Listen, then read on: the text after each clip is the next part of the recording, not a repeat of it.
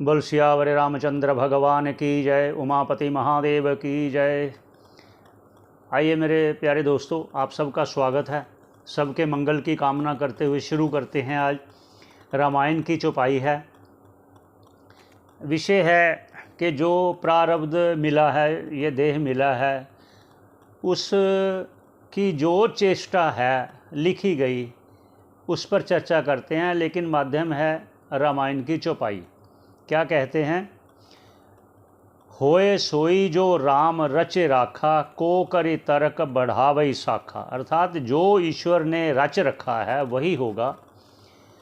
हम बातों में जितना मर्जी उलझ जाएं, इधर उधर करते रहें, होना वही है जो ईश्वर ने रच रखा है। ये अर्थात भगवान कह रहे हैं, हे उमा, उमा कहूँ मैं अनुभव अपना, सत्य हरि भजन जगत सब सपना।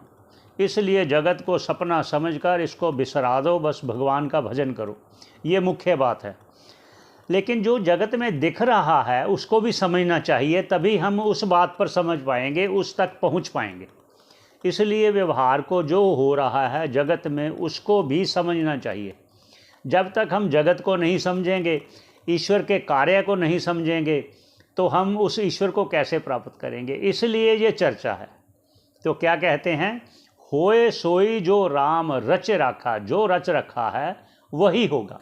अब इस बात को लेकर एक चर्चा करता हूँ मैं महाभारत की, और आप इसको लिंक में करता हूँ कि ये प्रारब्ध जो वर्तमान मिला है, जो भी हो, कोई भी हो, किसी भी जीव की बात लीजिए, जो वर्तमान ये प्रारब्ध रूपी शरीर मिला है, उसमें जो चेष्टा लिखी है वो चेष्टा अपना कार्य पूर्ण करके ही समाप्त होगी। दुर्योधन के साथ मिलकर उसके मामा जी ने षड्यंत्र रचा, लाक्षागृह बनाकर कि हम इनको समाप्त कर देंगे। किसी के जीवन को समाप्त नहीं किया जा सकता जब तक उसके प्रारब्ध में नहीं लिखा है।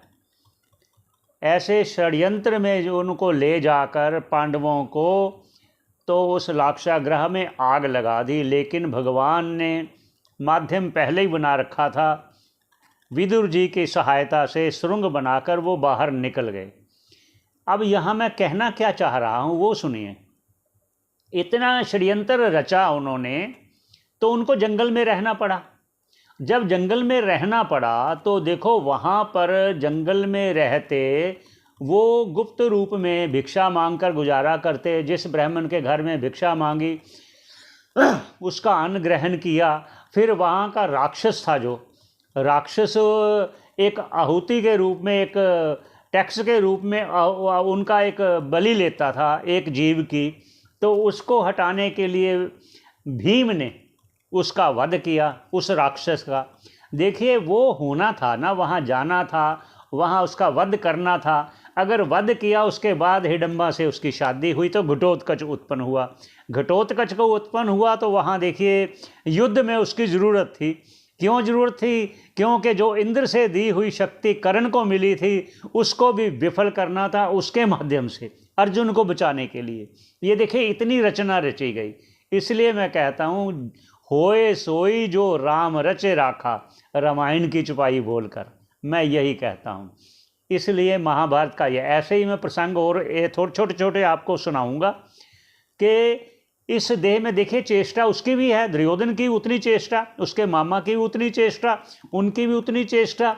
जितना ये प्रारब्ध में है तभी तो उसकी शादी हुई ना, प्रारब्ध में है तो भी घटोत्कच उत्पन्न हुआ ना। इसलिए इस विषय पर लेते हैं, यहीं पर विश्राम देते हैं। आप पुनः भेंट होगी, सभी के मंगल की कामना करते हुए पुनः भेंट होगी। धन्यवाद।